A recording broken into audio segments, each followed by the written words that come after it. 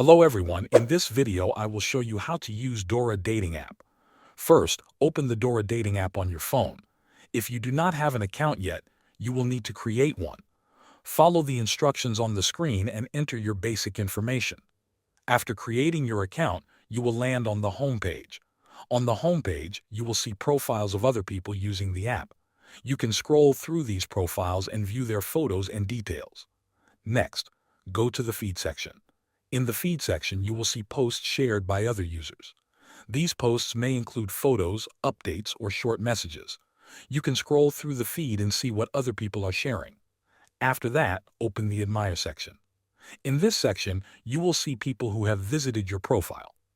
This allows you to know who is interested in you. You can check their profiles and decide if you want to interact with them. Next is the messaging section.